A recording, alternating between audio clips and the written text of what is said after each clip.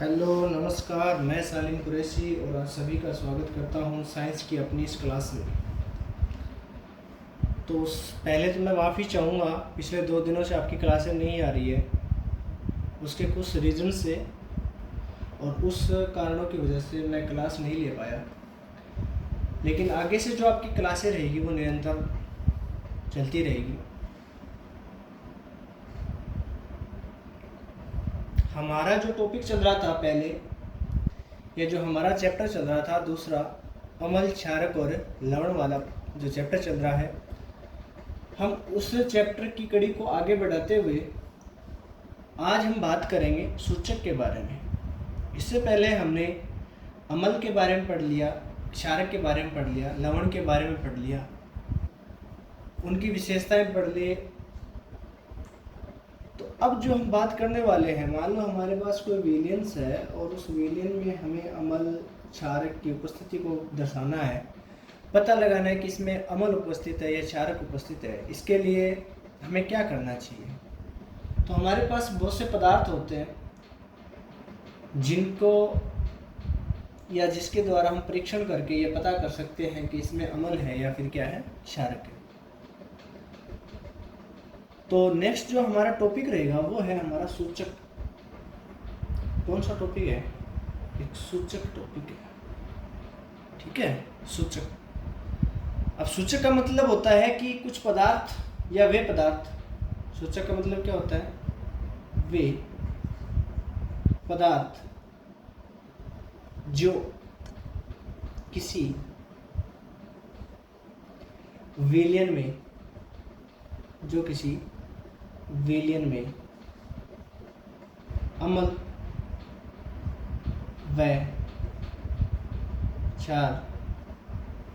की उपस्थिति को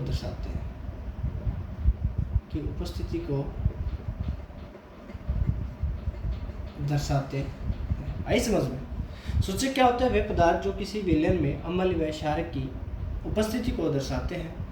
मैं इससे पहले एक चीज़ बता देता हूँ। हमने पढ़ा था क्षारक, क्या पढ़ा था? क्षारक पढ़ा था, और एक है होता है क्षार। देखो, ये तो वो होते हैं जो जल में विलेय भी हो सकते हैं और अविलेय भी होते हैं। जल में क्या होते हैं? विलेय भी होते हैं प्लस अविलेय भी होते हैं। वे सभी क्षारक या वे क्षारक जो जल में विलेय और अविलेय दोनों होते हैं, लेकिन जो क्षार होते हैं आपके, वो जल में क्या होते हैं? विलेय होते हैं। यानी जल में घुलनशील जो क्षारक होते हैं वो क्या कहलाते हैं? क्षार कहलाते हैं। जैसे NaOH है, KOH है, ये जल में क्या होते हैं? विलयशील होते हैं। और जो जल में विलयशील होते हैं वे सभी क्षारक जो होते हैं वो क्या कहलाते हैं? क्षार कहलाते हैं। ठीक है, कोई दिक्कत नहीं है, आगे बात करता हूँ मैं। हमने बात की सूचक के बारे में। वे पदार्थ जो किसी विलयन में अम्ल व क्षार की उपस्थिति को प्रदर्शित करते हैं क्या कहलाते हैं? सूचक कहलाते हैं। कुछ पदार्थ हो गए हमारे पास, जैसे फॉर एग्जाम्पल हम बात करते हैं, हमने लिटमस पत्र के बारे में अध्ययन किया था। लिटमस पत्र में हमने देखा था कि लिटमस पत्र को जब आप अम्ल में डालते हो, क्षारक में डालते हो, तो उसके रंगों में क्या हो जाता है? परिवर्तन हो जाता है। तो वो जो सभी क्या कहलाते हैं? सूचक कहलाते हैं। सूचक हमारे पास दो है, एक तो है प्राकृतिक सूचक। कौन सा सूचक है? प्राकृतिक सूचक। और दूसरा हमारे पास है संश्लेषित सूचक। दूसरा कौन सा है? संश्लेषित। प्राकृतिक का जो नाम है, नाम से पता चल रहा है कि पौधों द्वारा प्राप्त होगा। प्राकृतिक सूचक क्या होते हैं? पौधों द्वारा प्राप्त सूचक। और इसका उदाहरण हमने पढ़ा लिया है, लिटमस पत्थर। लिटमस पत्थर के बारे में हमने पढ़ा है ना, कि जो लिटमस पत्थर होता है वो थैलेफाइटा समूह के एक लिचेन पौधा उसे प्राप्त किया जाता है। तो प्राकृतिक सूचक क्या कहलाते हैं? पौधों द्वारा प्राप्त सूचक क्या कहलाते हैं? प्राकृतिक सूचक कहलाते हैं। जैसे हमने लिटमस पत्थर लिया है उदाहरण, जैसे हल्दी है, प्राकृतिक सूचक है। जैसे आपके पास लाल पत्ता गोभी है, लाल पत्ता गोभी कौन सा है? प्राकृतिक सूचक। हमने इसके बारे में अध्ययन किया था। हमारे पास एक नीला लिटमस पत्थर था और एक कौन सा था? लाल था। जब नीले को आप अम्ल में डालते हो तो कैसा हो जाता है? लाल हो जाता है। और जब आप लाल को किस में डालते हो? क्षारक में डालते हो या क्षार में डालते हो तो कैसा हो जाता है? नीला हो जाता है। हमने पढ़ लिया इससे पहले। तो रंग में परिवर्तन मिल रहा है। जैसे हल्दी है, हल्दी को जब आप अमल में डालते हो तो कोई परिवर्तन नहीं होता है, ठीक है। जब आप हल्दी को किस में डालते हो, अमल में डालते हो तो कोई परिवर्तन नहीं होता, लेकिन जैसे आप क्षारक में डालते हो तो कैसा हो जाता है, लाल हो जाता है, ठीक है। जैसे लाल पत्ता गोभी है, लाल पत्ता गोभी को आप जब अमल में डालते हो तो अमल में डालने पर ये कैसा हो जाता है, लाल हो जाता है। और जब आप इसको किस में डालते हो, क्षारक में डालते हो, क्षार में डालते हो तो इसका रंग कैसा हो जाता है, हरा हो जाता है, कोई दिक्कत नहीं है, ठीक है। अब देखो प्राकृतिक सूचक में एक सूचक और आता है, गंधीय सूचक। प्राकृतिक सूचक में कौन सा सूचक आता है, गंधीय सूचक। गंधीय सूचक यानी वे प्राकृतिक सूचक जिनके गंध में क्या हो, परिवर्तन हो, अमल या क्षारक में डालने पर उसकी गंध में क्या मिले, हमें परिवर्तन मिले, और उस गंध के द्वारा हम पहचान कर सकते हैं कि ये अमल है या फिर क्या है, क्षारक है। तो जैसे आपके पास मान लो एक है लौंग का तेल है, लौंग का तेल है, जैसे प्याज का रस है, प्याज का रस है, जैसे मानो वेनिला है। तो ये तीन हमारे पास क्या गंधीय सूचक है। लौंग के तेल को जब आप अमल में डालते हो, किसमें डालते हो, अमल में डालते हो, तो इसकी जो गंध है वो समान रहती है। जैसे लौंग का तेल होता है उसी समान जब आप अमल में डालते हो तो समान रहती है, लेकिन जैसे ही आप किसमें डाल देते हो, क्षार में डालते हो, किसमें डालते हो, क्षार में, तो किसी भी प्रकार की गंध नहीं आती है, गंध नहीं, समझ गए। जैसे प्याज का रस है, प्याज के रस को जब आप किसमें डालते हो, अमल में डालते हो तो तीक्ष्ण गंध आती है, तीक्ष्ण गंध यानी तीखी गंध आती है, लेकिन जब आप क्षार में डालते हो तो कोई गंध नहीं होती। इसी प्रकार से आपके पास वेनिला है, वेनिला को जब आप किसमें डालते हो, अमल में डालते हो तो समान गंध रहती है, और जब आप क्षारक में मिलाते हो तो कोई प्रकार की गंध नहीं होती है। यहाँ तक कोई दिक्कत नहीं है किसी को, ठीक है, याद रखना है, बस पढ़ते रहना, कोई दिक्कत नहीं है, सब चीज़ क्लियर होती जाएगी, आपका कॉन्सेप्ट सब क्लियर होगा। एग्ज़ाम अभी काफ़ी दूर है और सिलेबस थोड़ा सा है, कोई दिक्कत नहीं, हम करवा देंगे, लेकिन साथ साथ में पढ़ते रहो। जो पीछे जो क्लासें आपकी हुई है वो आप क्लासें देखते रहो, क्योंकि जब तक आप वो क्लासें क्लियर नहीं करोगे या आगे वाले आपके समझ में कुछ नहीं आएगा, ठीक है। नेक्स्ट देखो संश्लेषित सूचक के बारे में बात करते हैं। अब जो संश्लेषित सूचक होते हैं, मनोदर नियमित सूचक होते हैं, वो क्या कहलाते हैं, संश्लेषित सूचक कहलाते हैं, जिनके द्वारा हम पता कर सकते हैं कि अम्ल है, क्षारक है, फिर क्या है, लवण है।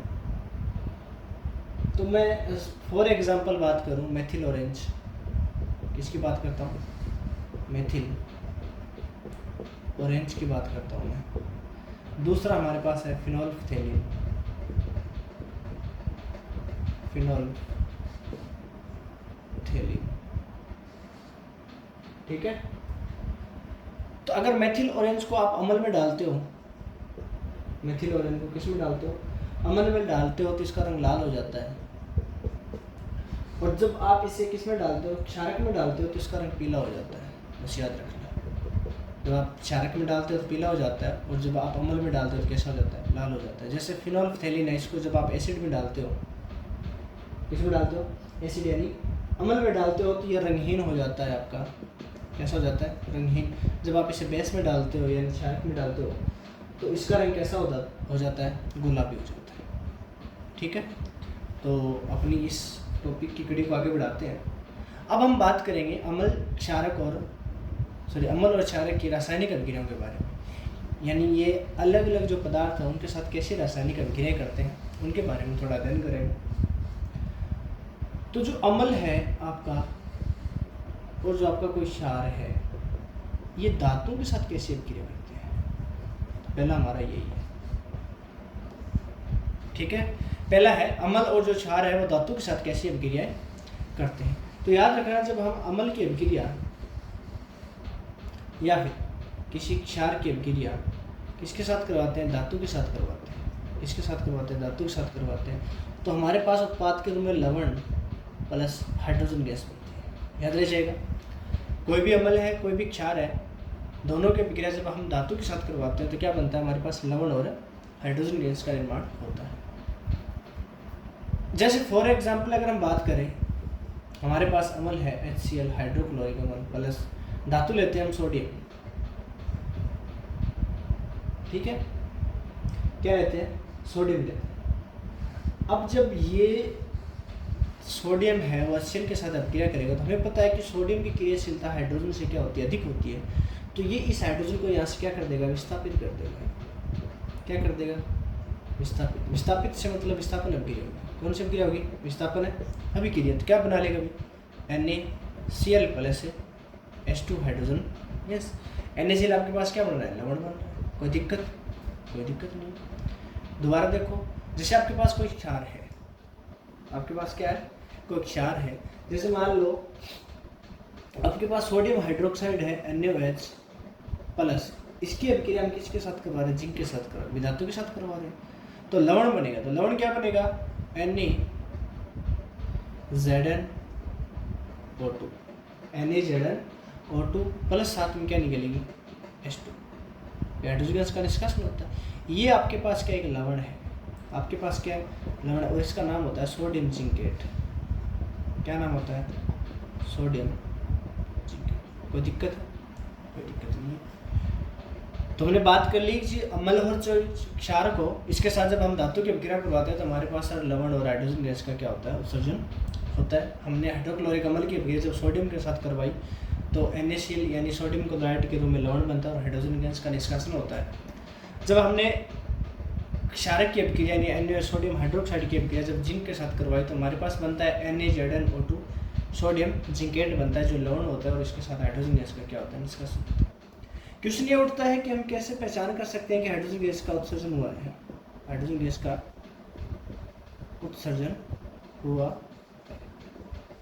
या फिर परीक्षण के द्वारा समझाइए, चित्र के द्वारा समझाइए कि हाइड्रोजन गैस का उत्सर्जन हुआ। इसके लिए हम एक परीक्षण करते हैं। हाइड्रोजन गैस के उत्सर्जन के लिए हम क्या करते हैं, एक परीक्षण करते हैं, और उस परीक्षण का नाम है हाइड्रोजन गैस का परीक्षण। उस परीक्षण का क्या नाम है, हाइड्रोजन गैस का परीक्षण यानी हाइड्रोजन गैस की जांच। आगे समझिए। तो हमारा जो नेक्स्ट टॉपिक है वो हाइड्रोजन गैस की जांच, H2 की जांच या परीक्षण, कोई दिक्कत नहीं है। इसको आप पोप परीक्षण भी बोलते हैं। क्या बोलते हो, पोप परीक्षण, ठीक है। एग्जाम में पूछे जाने वाला क्वेश्चन है कि हाइड्रोजन गैस की जांच को समझाइए या पोप परीक्षण क्या है समझाइए। तो इसके लिए हम एक क्रियाकलाप करते हैं। क्रियाकलाप में आप क्या करोगे, हम एक क्रियाकलाप करते हैं, ठीक है। हमें एक चाहिए H2SO4 यानी सल्फ्यूरिक अम्ल, और हमें चाहिए कुछ जिंक के दानेदार टुकड़े, दानेदार टुकड़े। हमें चाहिए एक साबुन का विलयन, NaOH का विलयन चाहिए। हमें एक चाहिए परख नली, परख नली। हमें एक स्टैंड चाहिए, और हमें एक क्या चाहिए, बीकर चाहिए। हमें क्या चाहिए, बीकर चाहिए, ठीक है। और एक हमें चाहिए प्रवाह नली, प्रवाह। इतनी चीज़ों की हमें क्या है, आवश्यकता है। H2SO4 यानी सल्फ्यूरिक अम्ल, जिंक के दानेदार टुकड़े चाहिए, NaOH यानी सोडियम हाइड्रोक्साइड का विलयन, साबुन का विलयन चाहिए, परख नली चाहिए, स्टैंड, बीकर और प्रवाह। देखो हम कैसे करते हैं। हमने अभी पढ़ा है कि जब हम अम्ल और या क्षारक की अभिक्रिया किसी धातु के साथ करवाते हैं तो हाइड्रोजन गैस का क्या होता है, उत्सर्जन होता है। हमारे पास एक स्टैंड है, और उस स्टैंड के द्वारा हम किसी परख नली को उससे बांध देते हैं या उससे कस देते हैं, ठीक है। और इस परख नली से एक प्रवाह नली को, एक प्रवाह नली को साबुन के विलयन से गुजारा जाता है। किसे गुजारा जाता है, एक साबुन के विलयन यानी NaOH का विलयन है, कोई दिक्कत नहीं है। ये आपके पास प्रवाह है, यहाँ पर हमने स्टॉपर लगा दिया। क्या लगा दिया, स्टॉपर, ठीक है, ताकि जो गैस जाने वाला, जो गैस निकले वो इस नली के द्वारा यहाँ से निकले, अन्यथा किसी भी स्थान से ना निकले, कोई दिक्कत नहीं है। अब देखो हमें इसमें क्या डालना है, H2SO4 डालना है, यानी सल्फ्यूरिक अम्ल, और सल्फ्यूरिक अम्ल का विलयन है आपके पास इस प्रकार में क्या आपके पास H2SO4 है। तो इसमें आप कुछ दानेदार जिंक के टुकड़े डालेंगे, यानी Zn डालेंगे, जिंक की अभिक्रिया करवाएंगे इसके साथ। तो हमें पता है कि सर इसमें एक तो लवण बनता है और साथ में हाइड्रोजन गैस का क्या होगा निष्कासन। अब इस हाइड्रोजन गैस का घनत्व कम है तो ये हल्की होती है, और हल्की होती है तो ये इस प्रवाह नली के द्वारा किस में आ जाती है, साबुन के विलेन में आ जाती है। और जब ये साबुन के विलेन से गुजरती है तो वो बुलबुलों के रूप में क्या निकलती है, बाहर निकलती है, क्या, आपकी हाइड्रोजन गैस। और इस हाइड्रोजन गैस के पास जब आप किसी जलती मोमबत्ती को लेके आते हो, जलती मोमबत्ती को लेके आते हो, तो ये जो आपके बुलबुले हैं वो फटते हैं। ये बुलबुले आपके क्या होते हैं, फटते हैं और एक ध्वनि उत्पन्न करते हैं, पट पट की ध्वनि। कैसी ध्वनि उत्पन्न करते हैं, पट पट की ध्वनि। और इस ध्वनि को हम बोलते हैं पॉप ध्वनि। क्या बोलते हैं, पॉप ध्वनि। इस कार्य से हम क्या बोलते हैं, पॉप परीक्षण भी बोलते हैं।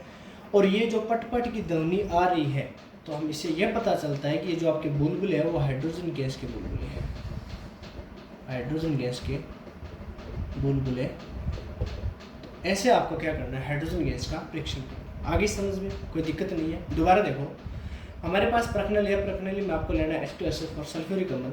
जब इस सल्फ्यूरिक अम्ल में आप Zn यानी जिंक के कुछ दानेदार टुकड़ों को डालते हो तो जिंक इसके साथ अपक्रिया करके हाइड्रोजन गैस का क्या करती है, निष्कासन करती है, उत्सर्जन करती है। और ये हाइड्रोजन गैस को, इस हाइड्रोजन गैस को हम प्रवाह नली के द्वारा NaOH यानी सोडियम हाइड्रोक्साइड के विलयन से गुजारते हैं तो ये बुलबुलों के रूप में क्या निकलती है, बाहर निकलती है। कौन, हाइड्रोजन गैस। जब इन बुलबुलों के पास में हम जलती मोमबत्ती को लेके आते हैं तो ये जो बुलबुले हैं वो फटते हैं और किस ध्वनि के साथ, पट पट ध्वनि के साथ ये फूटते हैं, फटते हैं। इस ध्वनि को हम पॉप ध्वनि बोलते हैं। और जब पॉप ध्वनि निकलती है तो ऐसे परीक्षण को हम पॉप परीक्षण करते हैं। और ये जो आपके पास बुलबुले जो बने हैं वो हाइड्रोजन गैस के बुलबुले हैं, इसलिए इसे हम क्या कहते हैं, हाइड्रोजन गैस की जांच या हाइड्रोजन परीक्षण। ठीक है, कोई दिक्कत नहीं है। नेक्स्ट बात करते हैं। हमने अभी बात की है अम्ल और क्षारक की धातुओं के साथ अपक्रिया, और अब हम बात करेंगे अम्ल और क्षारक की धातु कार्बोनेट और धातु हाइड्रोजन कार्बोनेट के साथ अभिक्रिया। धातु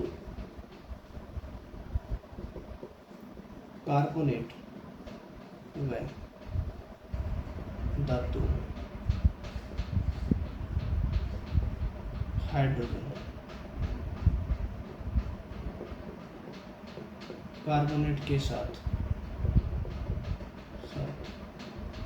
अभिक्रिया। ठीक है, धातु कार्बोनेट व धातु हाइड्रोजन कार्बोनेट के साथ है अभिक्रिया, किसकी, अम्ल और क्षार की। तो याद रखना है, मैं स्टार्टिंग में बात काट देता हूँ। जो आपके क्षार है वो धातु कार्बोनेट या फिर धातु हाइड्रोजन कार्बोनेट के साथ अभिक्रिया नहीं करते हैं। ठीक है, जो आपके जो क्षारक होते हैं वो धातु कार्बोनेट और धातु हाइड्रोजन कार्बोनेट के साथ अभिक्रिया नहीं करते हैं। और ये याद रखना, धातु जो हाइड्रोजन कार्बोनेट है उसके स्थान पर आपको ये भी नाम मिल सकता है धातु बाई कार्बोनेट, धातु बाई कार्बोनेट।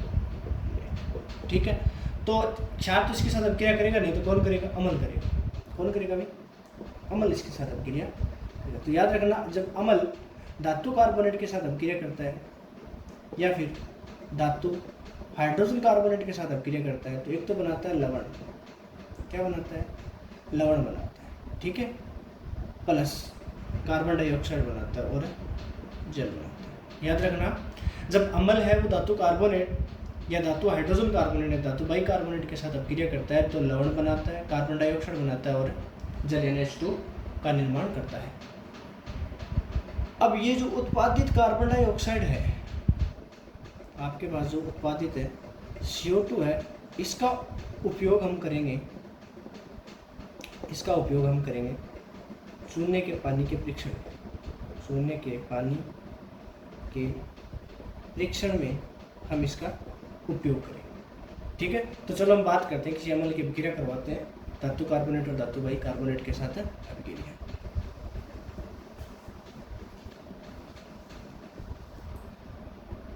हमारे पास धातु के रूप में HCl है, यानी हाइड्रोक्लोरिक अम्ल है। ठीक है, अम्ल के रूप में तो आपके पास क्या है, हाइड्रोक्लोरिक अम्ल प्लस हम बात करेंगे धातु कार्बोनेट की। तो धातु कार्बोनेट आपके पास Na2CO सोडियम कार्बोनेट। हाइड्रोक्लोरिक अम्ल की जब आप सोडियम कार्बोनेट के साथ अभिक्रिया करवाते हो तो हमें पता है कि सर ये तो हमारे पास सोडियम है और ये क्या क्लोरीन है। सोडियम इसको क्या कर देगा, यहाँ से विस्थापित कर देगा, तो क्या बना लेगा इन सोडियम क्लोराइड। ठीक है, प्लस हमें पता है कि सर CO2 बनती है और क्या बनती है H2। कोई दिक्कत नहीं है, किसकी अभिक्रिया हो गई, धातु कार्बोनेट की अम्ल के साथ। अब हम बात करते हैं धातु हाइड्रोजन कार्बोनेट की अभिक्रिया किसके साथ है, अम्ल के साथ। तो वही दोबारा लेते हैं, आपके पास क्या HCl है, हाइड्रोक्लोरिक अम्ल प्लस हाइड्रोजन लगाना है तो एक सोडियम क्या कर देंगे कम, 20 की संयोजकता -2 होती है। संयोजकता पूरी करने के लिए हम क्या करेंगे, सोडियम हमारे पास 2 जुड़े होते हैं, उसके बाद इस एक सोडियम की जगह हाइड्रोजन हो जाएगा, तो क्या हो जाएगा NaHCO3, यानी सोडियम बाइकार्बोनेट या फिर सोडियम हाइड्रोजन कार्बोनेट। तब किसके साथ अभिक्रिया करता है तो क्या बनाएगा, same product NaCl plus CO2 और प्लस H2। कोई दिक्कत नहीं है। अब देखो मैंने ये बोला था कि जब अम्ल है वो सोडियम धातु कार्बोनेट या धातु बाइकार्बोनेट या हाइड्रोजन कार्बोनेट के साथ जब अभिक्रिया करता है तो आपके पास ये जो कार्बन डाइऑक्साइड बनते हैं इसका उपयोग करते हैं हम चूने के पानी के परीक्षण। तो चूने के पानी का परीक्षण करेंगे हम, चूने के पानी का परीक्षण। ठीक है, तो चूने के पानी को आप सूत्र आपको पता ही है, हमने पिछले चैप्टर में पढ़ा था, कैल्शियम हाइड्रोक्साइड होता है। क्या होता है, कैल्शियम हाइड्रोक्साइड। जब इस कैल्शियम हाइड्रोक्साइड में इस उत्पादित CO2 को प्रवाहित करते हैं, CO2 को क्या करते हैं, प्रवाहित करते हैं, तो आपके पास बनता है calcium carbonate CaCO3 plus H2। ये जो आपका होता है CaCO3 कैल्शियम कार्बोनेट, ये एक लवण है। क्या बनता है, लवण। होता क्या है, ठोस। जल में क्या होता है, अघुलनशील। और इसका रंग कैसा होता है, दूध यानी सफेद। अब याद करो द्विविस्थापन अभिक्रिया को, उस अभिक्रिया में अवक्षेपण अभिक्रिया याद करो। अवक्षेपण अभिक्रिया में जो एक लवण बनता है वो कैसा होता है, अघुलनशील होता है, दूधिया होता है। तो उसको हमने क्या नाम दिया था, अवक्षेप नाम दिया था। क्या दिया था, अवक्षेप। तो ये हमारे पास ये क्या बना है, अवक्षेप बना है। ठीक है, जल में क्या होता है, अघुलनशील होता है। और हमें पता है कि सर जो कैल्शियम कार्बोनेट होता है, जो चूना होता है, वो सफ़ेदी के लिए काम लिया जाता है। और जब तक ये घुलनशील नहीं होगा, सफ़ेदी नहीं की जा सकती, तो हम क्या करेंगे, ये जो आपके पास कैल्शियम कार्बोनेट है इसमें हम क्या मिला देंगे, अधिक मात्रा में CO2। इसमें क्या मिलाएंगे हम, अधिक मात्रा में CO2 मिलाएंगे, कार्बन डाइऑक्साइड मिलाएंगे, तो क्या बनेगा हमारे पास CaHCO3, calcium hydrogen carbonate, calcium by carbon. और ये जल में आपके क्या होता है, घुलनशील होता है। क्या होता है, घुलनशील। बताओ कोई प्रॉब्लम, ये होगा आपका चूने का पानी का। दोबारा समझाता हूँ, कैल्शियम हाइड्रोक्साइड है। कैल्शियम हाइड्रोक्साइड में जब आप उत्पादित कार्बन डाइऑक्साइड को प्रवाहित करते हो तो आपके पास एक अवक्षेप बनता है, एंड जो जल में क्या होता है, अघुलनशील होता है।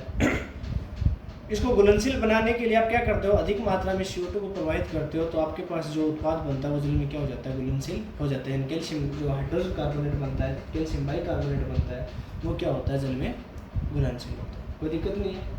नेक्स्ट हम बात करेंगे अम्ल और क्षारक दोनों के आपस में अभिक्रिया, एंड दोनों आपस में अभिक्रिया करके क्या बनाते हैं, अम्ल व क्षारक की परस्पर अभिक्रिया, इन दोनों के आपस में अभिक्रिया करो। तो हमने जो लवण पढ़ा था, लवण में हमने क्या पढ़ा था कि जब अम्ल और क्षारक दोनों आपस में अभिक्रिया करते हैं तो एक लवण का निर्माण करते हैं। तो याद रखना, जब अम्ल यानी आपके पास हाइड्रोक्लोरिक अम्ल है प्लस क्षारक NaOH है, दोनों की जब आपस में अभिक्रिया करवाते हो तो क्या बनता है, लवण बनता है NaCl और प्लस H2। ठीक है, तो अम्ल और क्षारक की जब आप क्या करवाते हो, अभिक्रिया करवाते हो, तो आपके पास उत्पाद के रूप में लवण और जल बनता है। और ऐसी रासायनिक अभिक्रिया जिसमें उत्पाद के रूप में क्या बने, लवण और जल बने, वो अभिक्रिया क्या कहलाती है, उदासीनीकरण अभिक्रिया कहलाती है। उदासीनीकरण अभिक्रिया कहलाती है। तो अम्ल और क्षारक की अभिक्रिया में कौन सी अभिक्रिया कहलाती है, उदासीनीकरण अभिक्रिया। उदासीनीकरण अभिक्रिया क्या कहती है कि अम्ल और क्षारक की जब हम अभिक्रिया करवाते हैं तो उत्पाद के रूप में लवण और क्या बनता है, जल बनता है। और ऐसी रासायनिक अभिक्रिया को हम क्या कहते हैं, उदासीनीकरण अभिक्रिया कहते हैं। ठीक है, कोई दिक्कत नहीं है। अब देखो नेक्स्ट हम बात करते हैं अम्लों के साथ धात्विक ऑक्साइडों की अभिक्रिया। पहले हमने जो स्टार्टिंग जो पढ़ा था वो क्या पढ़ा था, अम्लों की धातुओं के साथ अभिक्रिया, लेकिन अब हम पढ़ेंगे धात्विक ऑक्साइड। यानी जब धातु ऑक्सीजन के संपर्क में आते हैं या धातुओं की ऑक्सीजन की उपस्थिति में अभिक्रिया करवाई जाती है तो धात्विक ऑक्साइडों का क्या करती है, निर्माण करती है। क्या करती है, धात्विक है ऑक्साइड का क्या होता है, निर्माण। और याद रखना धात्विक ऑक्साइड की प्रकृति सदैव कैसी होती है, क्षारकीय होती है। कैसी होती है, क्षारकीय। ठीक है, धात्विक ऑक्साइड की प्रकृति कैसी होती है, क्षारकीय होती है। देखो कैसे, जब हम किसी धातु ऑक्साइड की अभिक्रिया किसके साथ करवाते हैं, अम्ल के साथ करवाते हैं। अभी हमने उदासीनीकरण अभिक्रिया पढ़ी है, उसमें क्या पढ़ा था कि जब कोई अम्ल और क्षारक दोनों आपस में अभिक्रिया करते हैं तो एक तो लवण बनाता है और साथ में क्या बनता है, जल बनता है। तो अम्ल तो हमारे पास है, और अम्ल अगर किसी के साथ अभिक्रिया करता है तो जिससे लवण और जल बनता है तो वह सिर्फ कौन सा होता है, धात्विक ऑक्साइड, यानी क्षारकीय होता है। उसकी प्रकृति कैसी होती है, क्षारकीय होती है। उसी के साथ अभिक्रिया करके ही वो उदासीनीकरण अभिक्रिया कर सकता है। तो मतलब हम कह सकते हैं कि सर जो धात्विक ऑक्साइड होती है उसकी प्रकृति कैसी होती है, क्षारकीय। तो जैसे मान लो आपके पास कोई अम्ल है HCl यानी हाइड्रोक्लोरिक अम्ल, और इसके साथ किसी धात्विक ऑक्साइड यानी Cu यानी कॉपर ऑक्साइड की अभिक्रिया करवाते हैं तो आपके पास बनता है copper chloride CuCl2 plus H2।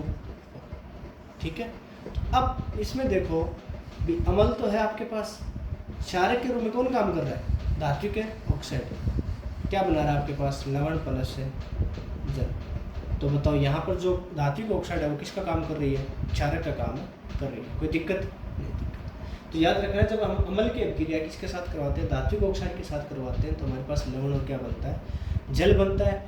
और यहाँ से प्रश्न पूछ लिया जाता है कि बताओ कैसे धात्विक ऑक्साइड की प्रकृति क्षारकीय होती है। तो याद रखना धात्विक ऑक्साइड की प्रकृति क्षारकीय होती है क्योंकि वह अम्ल के साथ अभिक्रिया करके लवण और क्या बनाते हैं, जल बनाते हैं। नेक्स्ट हम बात करते हैं क्षारकों की किसके साथ अभिक्रिया, अधात्विक ऑक्साइडों के साथ अभिक्रिया। ठीक है, क्षारकों की अभिक्रिया किसके साथ है, अधात्विक ऑक्साइडों के साथ, ऑक्साइडों के साथ। यानी क्षारकों की अभिक्रिया जब हम अधात्विक ऑक्साइडों के साथ करवाते हैं तो सेम बनता है लवण प्लस जल। क्या बनता है, लवण प्लस जल। तो अब देखो क्षारक किसके साथ अभिक्रिया करके लवण और जल बना सकते हैं, किसके साथ है, अम्ल। तो बताओ अधात्विक ऑक्साइड की प्रकृति कैसी होती है, अम्लीय। कैसी होती है, अम्लीय। तो क्वेश्चन पूछ लिया जाता है अधात्विक ऑक्साइडों की प्रकृति कैसी होती है, तो आप बोलोगे अम्लीय क्यों होती है, क्योंकि ये क्षारकों के साथ अभिक्रिया करके क्या बनाता है, लवण और जल। और इससे जो अभिक्रिया बनती है वो उदासीनीकरण अभिक्रिया बनती है। कोई दिक्कत नहीं है। चलो उदाहरण के लिए हम बात करें तो आपके पास कार्बन डाइऑक्साइड क्या है, क्षारक है कोई, सॉरी अधातु ऑक्साइड आपके पास। और अधातु को ऑक्साइड की अभिक्रिया किसके साथ करवा रहे हैं, किसी क्षारक के साथ करवाते हैं। तो मान लो कैल्शियम हाइड्रोक्साइड जो आपके पास है, इसके साथ जब हम अभिक्रिया करवाते हैं तो आपके पास क्या बनता है, CaCO3 और प्लस H2O। अब भी पढ़ क्या है, चूने के पानी का परीक्षण सेम का सेम। ठीक है, जब दोनों के आपस में हम अभिक्रिया करवाते हैं कैल्शियम हाइड्रोक्साइड के साथ, जब कैल्शियम हाइड्रोक्साइड में हम कार्बन डाइऑक्साइड को प्रवाहित करते हैं तो उत्पाद के रूप में आपके पास लवण और क्या बनता है, जल बनता है। तो बताओ ये तो हमारे पास क्षारक हो गया, और क्षारक किसके साथ अभिक्रिया करके उदासीनीकरण अभिक्रिया का निर्माण करता है, तो किसी अम्ल के साथ। तो ये आपके पास है धात्विक ऑक्साइड। तो बताओ धात्विक ऑक्साइड की प्रकृति कैसी हुई, अम्लीय हुई। कोई दिक्कत नहीं है। ठीक है, तो नेक्स्ट हम बात करते हैं अम्ल तथा क्षारक में समानता है। नेक्स्ट हमारा जो टॉपिक है वो है अम्ल तथा क्षारक में समानता। अम्ल है क्षारक में समानता। ठीक है, दोनों में समानता है क्या, हमने अभी सबसे पहले अम्ल और क्षारक की अभिक्रिया पढ़ ली। अम्ल की अभिक्रिया हमने धात्विक ऑक्साइड के साथ पढ़ी, क्षारक की अभिक्रिया हमने अधात्विक ऑक्साइड के साथ पढ़ी है। अम्ल की अभिक्रिया अपने धातु कार्बोनेट और धातु हाइड्रोजन कार्बोनेट के साथ पढ़ी है, और क्षारक उनके साथ अभिक्रिया नहीं करता है। हमने अम्ल की अभिक्रिया धातुओं के साथ पढ़ी है, हमने क्षारक की अभिक्रिया धातुओं के साथ पढ़ी है। अब हम बात करेंगे तो, और हमने दोनों की बात कर ली कि अम्ल और क्षारक दोनों आपस में अभिक्रिया भी करते हैं। लेकिन अब हम बात करते हैं कि सर दोनों में सिमिलर क्या है, दोनों में समानता क्या है। तो समानता ये है कि जो आपके पास अम्ल है और जो क्षारक है, ठीक है, जब हम किसी अम्ल व क्षारक